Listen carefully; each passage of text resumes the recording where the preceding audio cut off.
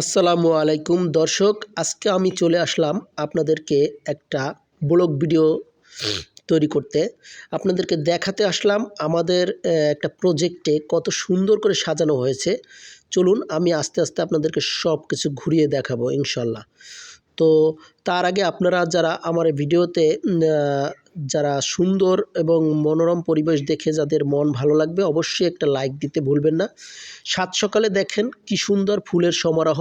এখানে রয়েছে গাঁদা ফুলের সমারোহ, বিভিন্ন চন্দ্রমল্লিকা এবং অনন্য ধরনের বিভিন্ন ফুল রয়েছে যেগুলো আমি আপনাদেরকে ঘুরে ঘুরে দেখাচ্ছি। দেখেন গাঁদা ফুলের কি সুন্দর। সামনে 2024 সালের 21শে ফেব্রুয়ারিতে গাঁদা ফুলের প্রচুর চাহিদা রয়েছে। এখানে দেখেন এগুলো হচ্ছে চন্দ্রমল্লিকা, এটা হলুদ হলুদ সাদা মিক্স করা, এটা লাল, এটাও হলুদ, এটা খয়েরি। তো আপনারা এইটা সাদা হয়েছে দেখেন। চন্দ্রমল্লিকা ফুল গাছ কিন্তু অনেক সুন্দর লাগে। আমি প্র্যাকটিক্যালে দেখতেছি, আপনাদেরকে দেখার সুযোগ করে দিয়েছি, কারণ আপনারা এখানে কে কে আসতে পারবেন জানি না। তবে আমার কাছে মনে হলো আমি যেরকম সুন্দর জায়গায় রয়েছি সেটা আপনাদের কাছে শেয়ার করলে আপনাদেরও ভালো লাগবে। অবশ্যই আপনাদের মনটা ফ্রেশ হয়ে যাবে। যাদের মন খারাপ তারা এই ফুল গাছের ভিডিও দেখলে অবশ্যই কেমন লাগবে জানি না। তো আপনাদের কাছে কোন ফুলগুলো ভালো লাগে অবশ্যই সেগুলো কমেন্টে জানাবেন। আর আমার এই প্রজেক্টে এটা পার্ক হতে যাচ্ছে। এটা 2024 সালে উদ্বোধন করা হবে। এটা ধামরাই উপজেলায় সাভারে অবস্থিত। তো যাই হোক, এখানে আসতে পারবেন আপনারা। এই পার্কের কাজ চলতেছে, এই কাজ শেষ হলে আপনারা আসতে পারবেন। চলুন আমরা অন্যদিকে আপনাদের ঘুরিয়ে দেখাই। এই গাঁদা ফুলগুলো কিন্তু আমার কাছে বেশ লাগে। আমার কাছে মনে হয় যেন আমি এই গাঁদা ফুলের দিকে তাকালেই মনে হয় যে আমি স্মৃতিসৌধের আশেপাশে রয়েছি। তো সত্যি কথাই আমার এখান থেকে সাভার স্মৃতিসৌধ খুব একটা বেশি দূরে না।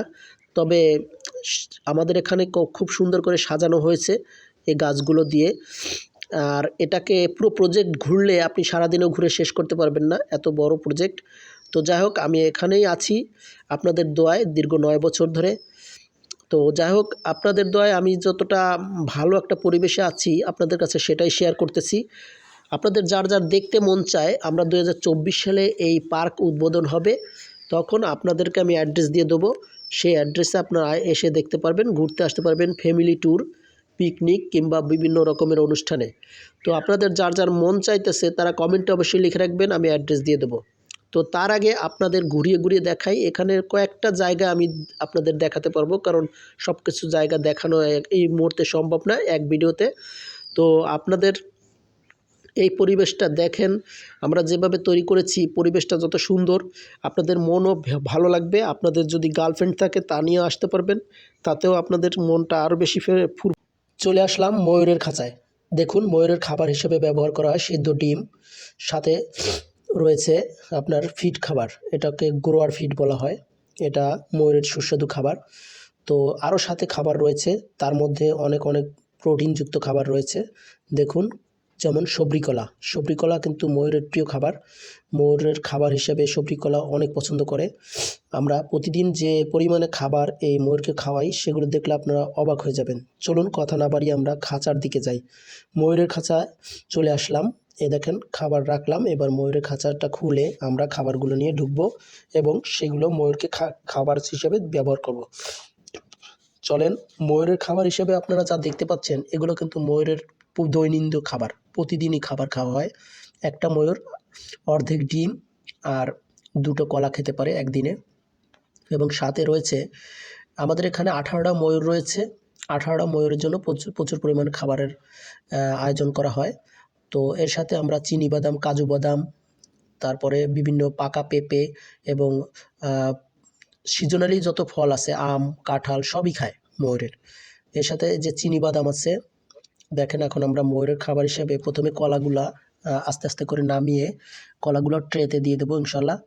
ময়ূর কিন্তু আমার পিছু ছাড়তেছে না, তারা খাবার দেখে আমার পিছু পিছু চলে এসেছে। তো চলেন, আমরা প্রথমে ময়ূরের এই ট্রেতে পাকা কলা দিয়ে দিলাম এবং সাথে রয়েছে চিনি বাদাম। চিনি বাদামটা প্রোটিনযুক্ত এবং সাথে দিলাম ডিম সিদ্ধ। ডিম সেদ্ধগুলো দেখেন, প্রতিদিন যে পরিমাণে ডিম সকাল বিকেল খাওয়ানো হয়, সাথে দিয়ে দিলাম আমরা ফিড খাবার। ফিড খাবারগুলো ওরা খুব পছন্দ করে। একটা ময়ূর আমাকে খুব বেশি ভালোবাসে, আমি স্পেশাল করে তাকে একটা ডিম দিয়ে দেবো। দেখি ওই ময়ূরটা আমাকে খুব পছন্দ করে। আমি ময়ূরটাকে খুব ভালোবাসি। ছোটোবেলা থেকে তাকে লালন পালন করেছি। আমার ডাকের সাথে সাথে সে চলে আসে এবং আমি তাকে স্পেশালভাবে একটু খাবারের আয়োজন করি। সবগুলোর ভয়ে সে একটু আলাদা থাকে। চলেন আমরা ওই ময়ূরটাকে ডেকে, এই যে ওই ময়ূরটাকে ডাক দেওয়ার সাথে সাথে সে আমার সাথে চলে আসবে। এই যে এসে পড়েছে। এখন আমি তাকে একটা আলাদা ডিম খেতে দিলাম। দেখেন কিভাবে ময়ূর পাখি ডিম খায়। ডিম কিন্তু সেদ্ধ ডিম, মুরগির সেদ্ধ ডিম দিয়ে দিছি। এখনই আমার সেই এই যে ময়ূরটা চলে এসেছে। এর সব বাচ্চাদের থেকে একটু ছোট, এবার এই 2023 সালের বাচ্চা এই ময়ূর পাখিটা। এরা মূলত ডিম দেয় 2 বছরের মাথায়। 2 বছর শেষ হলে, বয়স যখন 2 বছর হয় তখন তারা ময়ূর ডিম দেয়। আর ডিম ময়ূর থেকে ফোটানো হয়, আবার প্লাস হলো ইনকিউবেটরও ফোটানো হয়। আর এদের সবচেয়ে সৌন্দর্য বৃদ্ধি হয় যখন একটা ময়ূর 2.5 বছর বা 3 বছরে পড়ে, তখন তাদের পালক গজায়, সৌন্দর্যের পালক, যেটা দেখলে আকর্ষণীয়। যা আমরা ময়ূর পাখি দেখার সাথে সাথে ওই পালকের কথা চিন্তা করি সবাই। তো আমরা বাইরে যে ময়ূরগুলো দেখাবো সেগুলোতে গলার রং নীল হয়ে গেছে, অর্থাৎ 2.5 বছর পার হয়েছে। আর এই বছরের 9টা বাচ্চা আমাদের রয়েছে। তো আমরা সেই বাচ্চাগুলোকে খামারের ভিতরে রেখেছি। এবার দেখাই এই ময়ূর পাখিটা। এটাও কিন্তু একটা বুনা মুরগি। এটাকে কিন্তু বুনো মুরগি বলা হয়। এটা আমাদের খাঁচার ভিতরে রয়েছে। আর সাথে রয়েছে এখানে আপনার, দেখেন এই যে খাঁচার বাইরে যাই, খাঁচার বাইরে এই যে ময়ূরগুলো আপনারা দেখতে পাচ্ছেন যাদের গলা নীল, এরা পুরুষ ময়ূর। এদের পালক কেবলই সৌন্দর্যে ভরপুর হয়। এদের পালকগুলো যখন ছড়ানো হয় তখনই ময়ূরের সৌন্দর্যটা বৃদ্ধি পায়। আমি সাথে সাথে আপনাদের দেখাবো। আমার দূর থেকে একটু দেখতে হয়তো বা আপনাদের কষ্ট হচ্ছে, তবুও আমি কাছাকাছি যাই। দেখেন এখানে যে নীল গলা দেখতে পাচ্ছেন, এরা সবই পুরুষ ময়ূর। পুরুষ ময়ূরের গলাটা নীল হয়ে যায়। আর পেখমের ডিজাইনটা একটু সৌন্দর্য হয় বেশি। আর এরা সহজে মানুষের আশেপাশে আসে না। তবে আমার লালন পালন করা কিছু বাচ্চা উৎপাদন হয়েছে এই খামারে, ময়ূরের এই খামারটিতে। সেখানে কিন্তু বাচ্চারা আমার পিছু ছাড়ে না, কারণ ওরা আমাকে ছোটোবেলা থেকে চেনে এবং ওদের সাথে আমি বেশ কিছুদিন মিশেছি, যার কারণে ওরা আমাকে প্রচণ্ড ভালোবাসে। আমি ময়ূরের দায়িত্বটা নিজের থেকেই নিয়েছি, কারণ ময়ূরটা খুব একটা স্পেশাল জিনিস। এটা সহজে কেউ লালন পালন করতে পারে না। একটা ময়ূরের দাম বাৎসরিকভাবে 2.5 বছর বয়স হলে তার একটা ময়ূরের দাম 1 লক্ষ টাকা হতে পারে। এরপরে আপনারা যে কোনো খামারে সংরক্ষণ করতে পারেন ময়ূর, যাদের পালার ইচ্ছা আছে। আমি যে খাঁচাটার মধ্যে এখন রয়েছি, এই খাঁচাটা প্রায় 5 তলার সমান উঁচু এবং চারপাশ মিলিয়ে প্রায় আপনার 10 শতক জমির উপরে রয়েছে এবং এরিয়াটা রয়েছে প্রায় 20 শতকের উপরে। যাই হোক, আমাদের এই ভিতরে বড় বড় আম গাছ রয়েছে, যা আমরা এই আম গাছে বসার জন্য খাঁচাটার ভিতরে আম গাছ দিয়ে দিছি।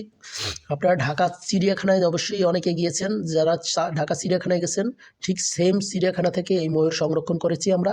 আর সেখান থেকে আনার পরে আমাদের 9টা বাচ্চা হয়েছে। এই বাচ্চাগুলো এবার 1 বছর প্রায় হয়ে গেল বয়স। আমরা 24 সালে আবার নতুন করে এই বাচ্চা থেকে ডিম পাওয়ার আশা করি। তো যাই হোক, আপনাদের কাছে যদি এই ধরনের ময়ূরের কাছ থেকে দেখার সুযোগ হয়ে থাকে প্রথমবারের মতো, তাহলে অবশ্যই ভিডিওতে একটা লাইক দিবেন। লাইক দিতে ভুলবেন না। তো আমরা সাথে সাথে আপনাদেরকে আরেকটা জিনিস দেখাবো। আমাদের এইখানে কিন্তু সিসি ক্যামেরা রয়েছে। আমি যেখানে ভিডিও করতেছি তার আশেপাশে অনেক সিসি ক্যামেরা রয়েছে। এই যে জায়গাটা দেখতে পাচ্ছেন, এখানে ময়ূরেরা ডিম দেয়। সময় মতো তারা ডিম দেয়। এবং এই খাঁচার বাহিরে যে জায়গাটা রয়েছে, এখানে তারা দৌড়ায়, খেলাধুলা করে। একজন আরেকজনকে অনেক পছন্দ করে। তবে সহজে এরা মারামারি করে না, মুরগির মতোই এরা সহনশীল জাত, মানুষের সাথে মিশতেও পছন্দ করে। তবে সবচেয়ে মজার ব্যাপার হলো, এই খাঁচাতে যদি কারো মন খারাপ থাকে, সে যদি এখানে এসে ঘোরে, অবশ্যই ভালো লাগবে। দেখেন খাঁচাগুলো কত সুন্দর করে তৈরি করেছি। এখানে কিন্তু এই খাঁচাটা তৈরি করতে প্রায় 25 লক্ষ টাকা প্লাস আমাদের খরচ হয়েছে। আমি খাঁচাটা দৈনিক পরিদর্শন করি।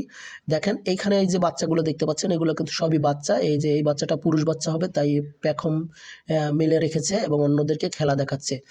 আপনাদের যাদের এই প্রথম পেখম মেলা দেখলেন ময়ূর পাখির, তারা অবশ্যই ভিডিওতে একটা লাইক দিতে ভুলবেন না। আমার এই ময়ূর পাখিগুলো আমি প্রতিদিন যে লালন পালন করি, তার সাময়িক কিছু ভিডিও আমি আপনাদের কাছে তুলে ধরি।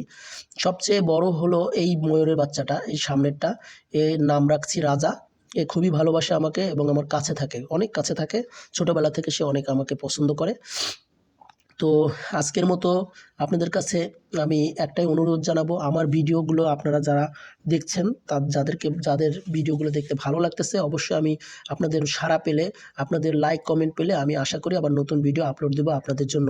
তো আজকের মতো আমি এখানেই বিদায় নিচ্ছি। আমি মোহাম্মদ মেহেদী হাসান। আমার পেজটাতে আমি বেশিরভাগই ভিডিও ফানি ভিডিও আপলোড করে থাকি।